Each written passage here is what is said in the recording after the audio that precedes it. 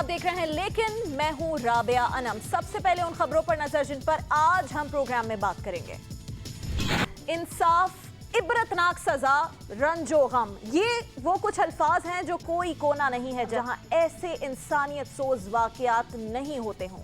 चलें सिर्फ कसूर की ही बात कर लेते हैं। 2017 में सिर्फ कसूर में बच्चों से ज्यादती के 169 क्यों?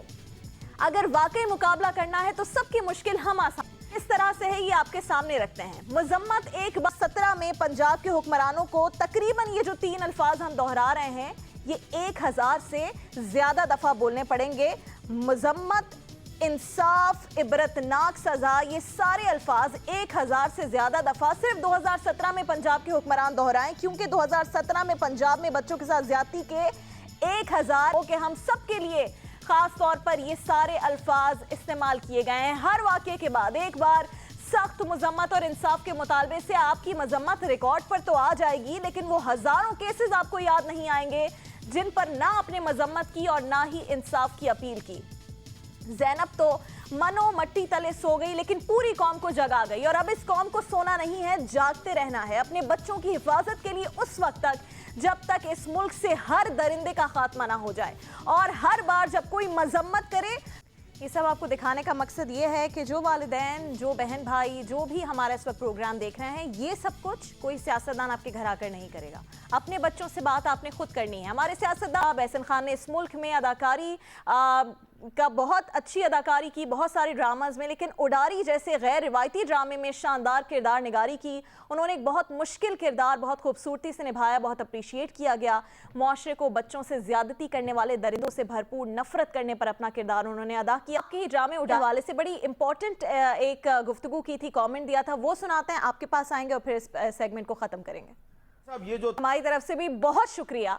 अपने दौर के आखिरी चंद महीनों में ही सही, लेकिन ख्याल आ ही गया। एक बहुत शुक्रिया इस प्रोग्राम में बात करने के लिए। वक्त हुआ इसके बाद जिक्र होगा एक और मासूम का जो कराची की शारा पर ही नाहक कत्ल हुआ।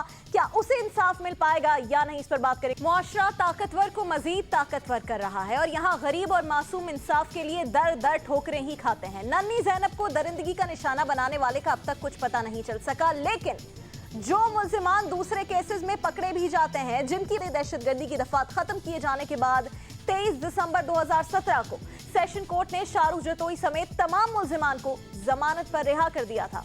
आज चीफ जस्टिस ने भी अपने रिमार्क्स में निशानदही की है। कहा गया है पहले ही चैलेंज बनता जा रहा है और इसी पर हम बात भी करेंगे। हमारे साथ मौजूद होंगे समाजी कारकुन और इस केस के दरख्वास्त गुजार जनाब जिब्रान नासिर साहब। उनके सामने बहुत अहम सवालात रखेंगे।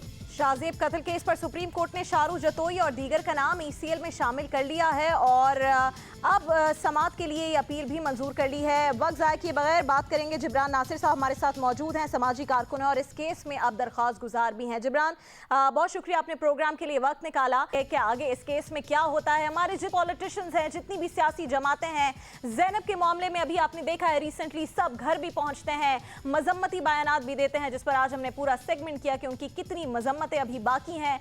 लेकिन फिर शाहजेब कत्ल का भी एक वाकया होता है, इस पर भी बहुत सारी आवाजें उठती हैं, लेकिन क्या कीजिए, सिंध हुकूमत इंटरेस्ट शो नहीं करती।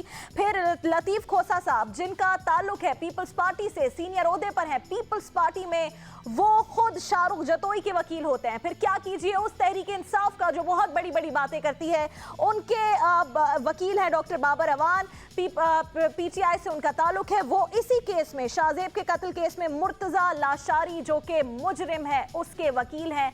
तो फिर आप किस जमात के पास जाएंगे, किस लीडर को देखेंगे और उससे इंसाफ की अपील करेंगे? क्योंकि यहाँ तो आवे का आवा ही बिगड़ा हुआ है। और हमारा हफ्ते में 3 दिन शो होता है। हम कोशिश करेंगे जब तक हो सकेगा याद दिलाते रहें कि आज 5 दिन हो गए हैं, ज़ैनब का कातिल नहीं मिला। क्या ज़ैनब को इंसाफ मिलेगा? जब तक हो सका हम आपको भी और हुक्मरानों को भी याद दिलाते रहेंगे। लेकिन देखने का बहुत शुक्रिया। अल्लाह हाफ़िज़।